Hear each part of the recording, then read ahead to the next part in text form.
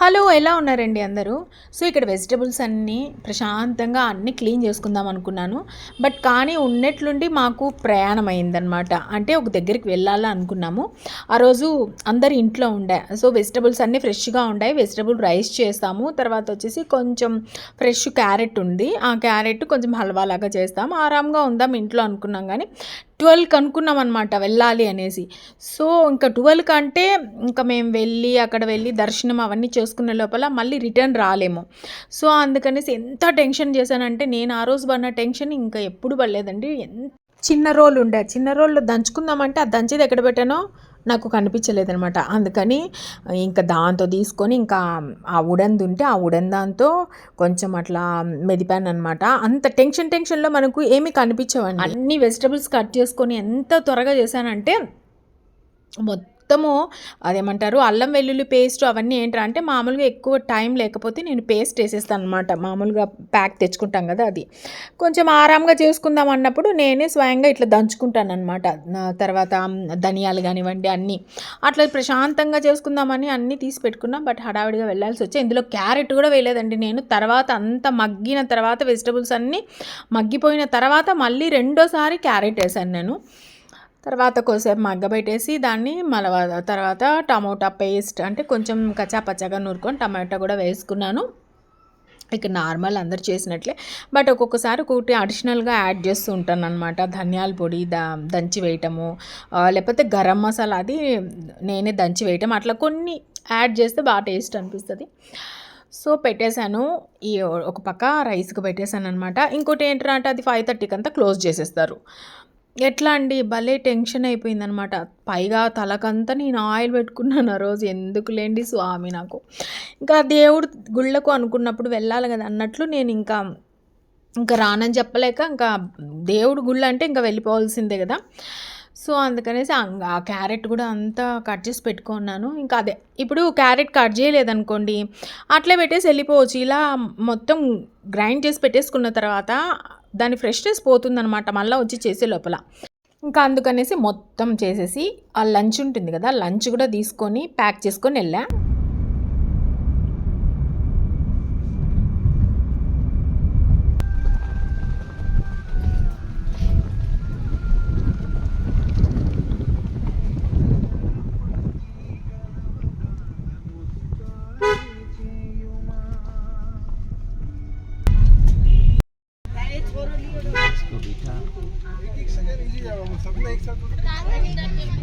12కి అనుకున్నాం, 2:40కి బయలుదేరినాం, 3:30కి రీచ్ అయ్యాం. అటు ఇటు అనుకోండి.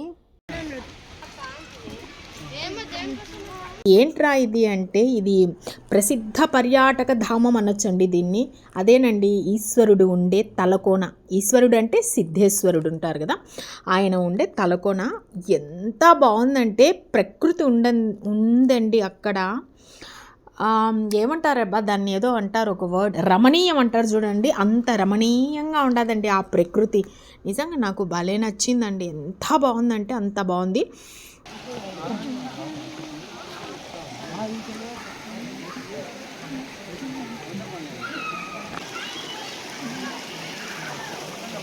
మనకు ఎండలు అయితే అప్పుడే స్టార్ట్ అయ్యాయండి. ఎండలు మస్తు ఉన్నాయండి బాబు. మనకు అట్లా కనీసము చలిని పూర్తిగా ఆస్వాదించకనే ఎండలు వచ్చేసాయి. నైట్ అంతా చలి అనిపిస్తుంది, పగులు మామూలుగా ఎండ లేదు. ఇంకా రథసప్తమి పోలేదు, ఏమీ పోలేదు, అప్పుడే వచ్చేసి చూడండి. ఇక్కడ వాటర్ ఫాల్స్ కానీ నిజంగా ఎంత బాగుందంటే ఖచ్చితంగా ఫ్యామిలీ అంతా కలిపి రావాల్సిన ఒక మంచి పర్యాటక ధామంగా చెప్తానండి నేనైతే. అంత బాగుంది ఈ తలకోన.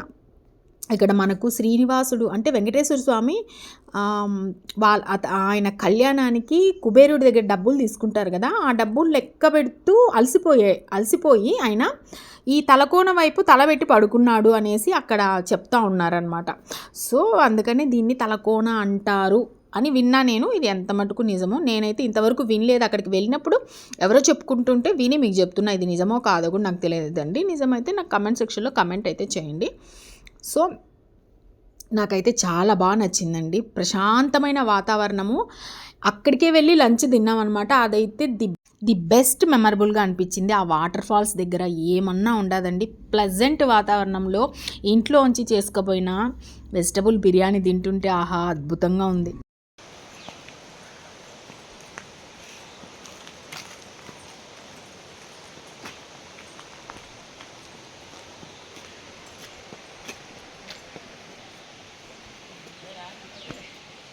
ఏదైనా సరే ప్రయాణాలు అనుకోకుండా బయలుదేరుతాం చూడండి, అవి చాలా బాగా అనిపిస్తాయి. అనుకున్నా కొన్ని జరగవన్నమాట. ఆ సెకండ్ వరకు మేము తలకోన వెళ్ళి ఈశ్వరుని దర్శించుకుంటాం అనుకోలేదు. పైకి దిగేటప్పుడు ఈజీగా దిగొచ్చు, కానీ దగ్గరికి వచ్చేసాం. నడక చాలా బాగా అలవాటు చేసుకోవాలి. 1 కిలోమీటర్ పైనే ఉందనుకుంటా. సౌండ్ వినిపిస్తూ ఉందా? వాటర్ ఫాల్స్ సౌండ్ భలే వినిపిస్తుంది.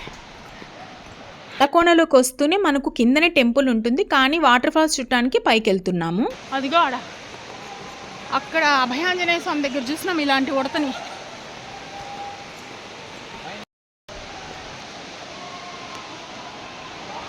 ఉడత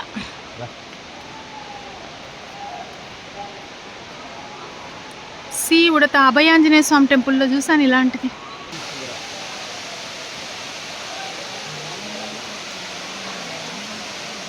హియర్ ది సౌండ్.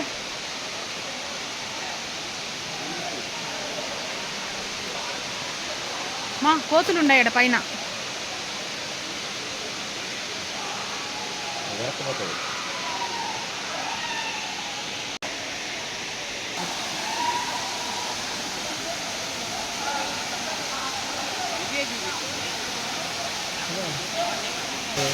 ఆకలి అవుతా ఉంది బా.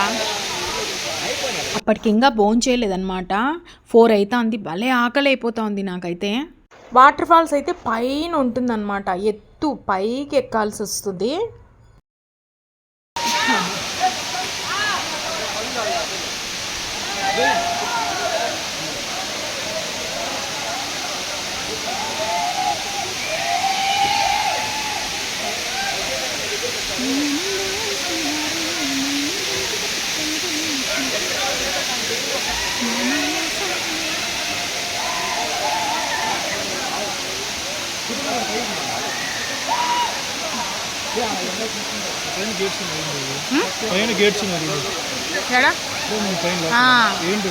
రెడ్ కార్డ్ కూడా పోయే వాళ్ళు ఉంటారు కదా. సో ఇంకా అక్కడ మంచిగా స్నానాలు చేస్తున్నారు. నేనేంట్రా అంటే జస్ట్ తలపైన అలా చల్లుకున్నాను. అది కూడా మంచి పుణ్య తీర్థం కదా.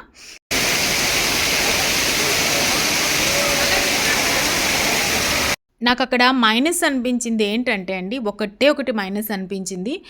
మీరు ఏ బండ మీద కాలు పెట్టినా పాచి పట్టుండాయండి బండలు. ఎంత కేర్ఫుల్గా అడుగులు పెట్టాలంటే అంత కేర్ఫుల్గా అడుగులు పెట్టాలి. చాలామంది అక్కడ పడిపోయారనమాట. పడిపోయి మేము వెళ్ళేటప్పటికి కూర్చొని ఉండారు. మాకు చెప్తున్నారు, అమ్మ మీరు పడిపోతారు జాగ్రత్త అని. ఈవెన్ చెప్పులు వేసుకొని పోతే మాత్రం ఖచ్చితంగా పడిపోతాం. నేను చెప్పులు ఆడ వదిలేసి పెట్టినా కూడా అసలు గ్రిప్పు లేకుండా పోయింది. ప్రతి ఒక్క బండ పాచి పట్టిపోయిండాయి.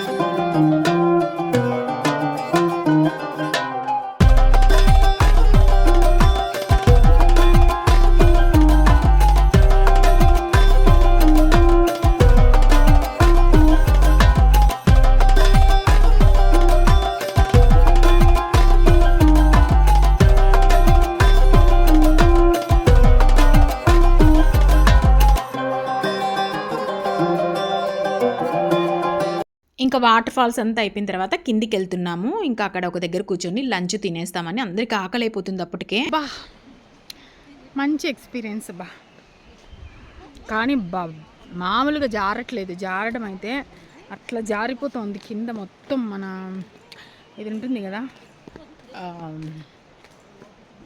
బండలు మొత్తము జారిపోతూ ఉంటాయి. చాలా అంటే చాలా జాగ్రత్తగా వెళ్ళాలా, చాలా అంటే చాలా జాగ్రత్తగా నడవాలా.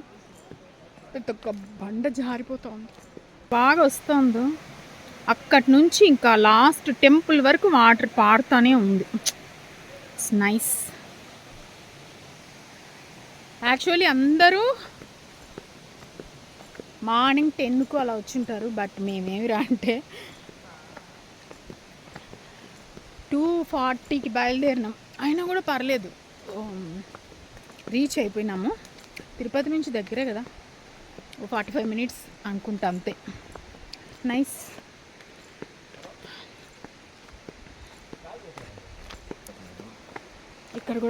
ఇక్కడ కూడా ఉంది water falls.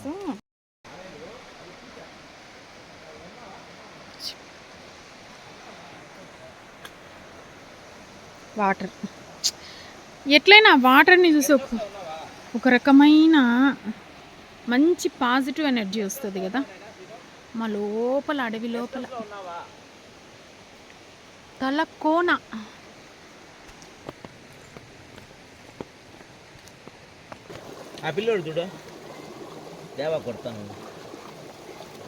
What a beautiful place తెలుసా ఇది. కిందికి వస్తూనే ఆ టెంపుల్కి ఇంకా కొంచెం దూరం ఉండగానే మనకు లెఫ్ట్ సైడ్ అనమాట, మాకు లెఫ్ట్ సైడ్ కొంచెం డౌన్ దిగామంటే మనకి ఇలా ఏరు పారుతూ ఉంటుందండి. అక్కడంతా మంచిగా కూర్చునేదానికి అంతా బాగుంది. మన రాళ్ళు ఉంటాయి కదా, అవి బాగా ఉంటాయి అన్నమాట కూర్చునేదానికి. ఎంత బాగుందంటే అక్కడ కూర్చొని తింటుంటే ఆహా అద్భుతంగా అనిపించింది నాకు. నేనైతే టైం ల్యాప్స్ పెట్టాను, చాలా బాగా వచ్చింది.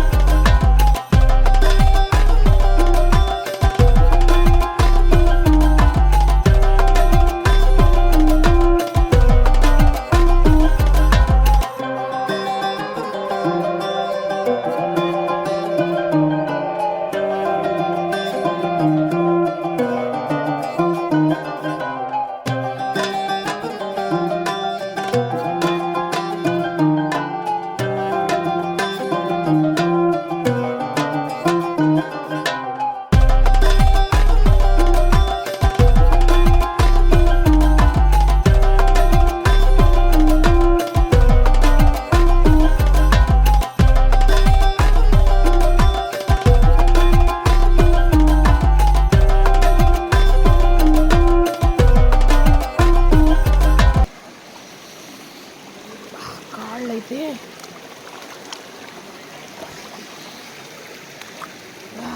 గాడ్ బండలు చాలా జారుతూ ఉంటాయి. Final video.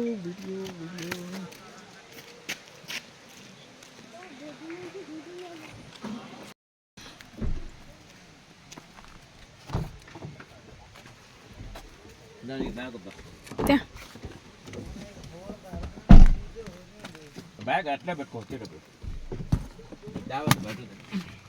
ఏమి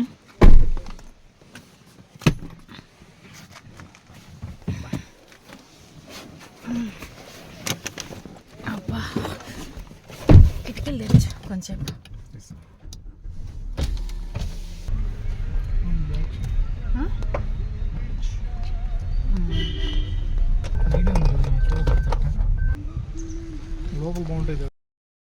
సో సో ఇంకా ఇక్కడ కాటేజెస్ అన్నీ ఉన్నాయండి, ఎవరన్నా హాల్ట్ అవ్వాలన్నా అవ్వచ్చు.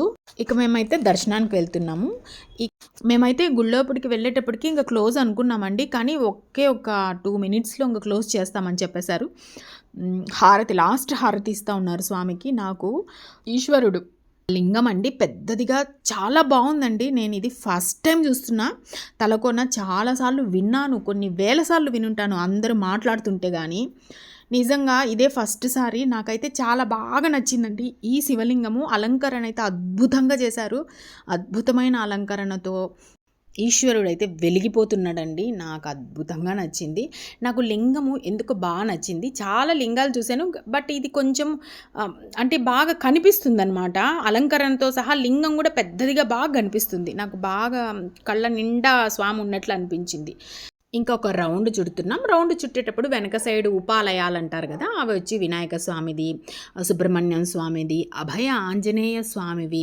అభయ ఆంజనేయ స్వామి ఆ మాట వింటేనే నాకు ఒకలాంటి గూస్ బంప్స్ వస్తాయండి. ఎందుకు ఆ పేరు వింటేనే, ఎక్కడున్నా అభయాంజనేయ స్వామి టెంపుల్ అంటేనే అదొక రకమైన ఎందుకో ఎనర్జీ వచ్చేస్తుంది నాకు దండం పెట్టుకుంటా. సో ఇది వచ్చేసి మనకు సుబ్రహ్మణ్యం స్వామిది లాస్ట్ ఉంది కదా, ఆ టెంపుల్ వచ్చేసి అభయాంజనేయ స్వామి టెంపుల్. ఇంకా అప్పటికే పిలుస్తున్నారు, అయిపోతుంది, టైం అయిపోతుంది, రండి రండి అనేసి. సో చాలా బాగా అనిపించిందండి. ఇక్కడ మహాశివరాత్రికి బాగా జరుగుతుంది. మనకు కార్తీక మాసంలో జరుగుతుంది కదా, కార్తీక మాసంలో మనకి ఇక్కడ నెల రోజులు అభిషేకాలు, ఆరాధనలు, అన్నాభిషేకాలు అన్నీ జరుగుతాయంట. ఇంకా మాఘమాసంలో అయితే మనకు శివరాత్రి ఉంది. అంటే స్వామిని, అమ్మవారి విగ్రహాలను తలకోన నుంచి తీసుకెళ్తారంట. తీసుకెళ్ళి అక్కడ దగ్గరలో ఉండే నెరబైలు ఉండాది, ఆ తలకోనకు దగ్గరలో నెరబైలు అనే ఊరు ఉందన్నమాట, గ్రామం. అక్కడికి వచ్చి గ్రామోత్సవాలు చేస్తారంట. శివరాత్రి నుంచి 5 రోజుల పాటు ఆ స్వామికి బ్రహ్మోత్సవాలు కూడా జరుగుతాయంట. చాలా బాగా అనిపించిందండి. కొడిస్తంభం అంటారు కదా, ఎంత బాగా అనిపిస్తుందో. ప్రతి ఒక్క దేవాలయంలో కొడిస్తంభం నుంచి ఆకాశాన్ని చూస్తే ఆ దేవాలయము, ఆకాశము, కొడిస్తంభము ఎంత బాగుంటాయండి. సో ఇక్కడ స్టెప్స్ ఉన్నాయి కదా, దాని లోపలే అనమాట సిద్ధేశ్వర స్వామి వారు ఉండేది. ఇట్లా చుట్టూ ఇలా ఉంటుందన్నమాట. మీకు పక్కన పెడతాను చూడండి, అక్కడ లింగం ఎలా ఉంటుందో.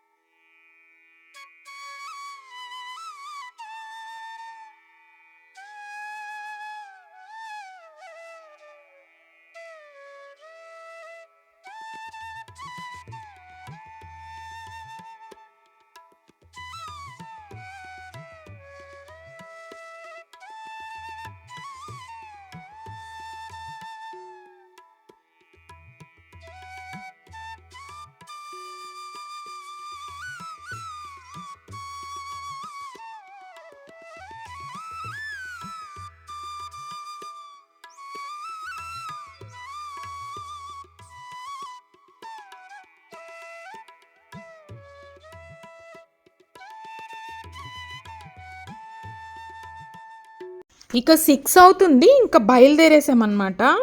బయలుదేరే ముందండి ఆకాశం అయితే ఎంత అద్భుతంగా ఉండదంటే అంత అద్భుతంగా ఉన్నిందండి. మరి నా కళ్ళకు అలా ఉందో, నిజంగా అలా ఉందో నాకు తెలియదు, కానీ ఎంత బాగుందంటే మీకు కెమెరాలో కనిపించట్లేదు, కానీ ఎర్రగా సూర్యుడు నిప్పులు కురిపించినట్లు అనిపించిందండి. ఎంత బాగుంది చూడండి. ఒక ఎర్ర శారీ కట్టుకుంటే ఎలా ఉంటుందో, రెడ్ కలర్ శారీ, ఆకాశం శారీ కట్టుకుంటే ఎలా ఉంటుందో అలా ఉందన్నమాట. అదేదో సాంగ్ ఉంది కదా, ఆకాశం ఎందుకు ఎర్రబడ్డది అని. సో ఆ పాట గుర్తొచ్చింది. లిటరలీ చెప్తున్నా చూడండి ఎంత అందంగా ఉండదో. ఇలాంటి ప్రకృతి పరంగా అందాలను చూస్తుంటే కళ్ళు అట్లా ముయ్యాలనిపించదండి. చాలా బాగుందన్నమాట. అంటే ఆ పల్లెటూరి వాతావరణం, ఆ చల్లటి గాలి, ఆ అందమైన ఆకాశము వర్ణనాతీతం, అంటే వర్ణనాతీతంగా ఉండదు.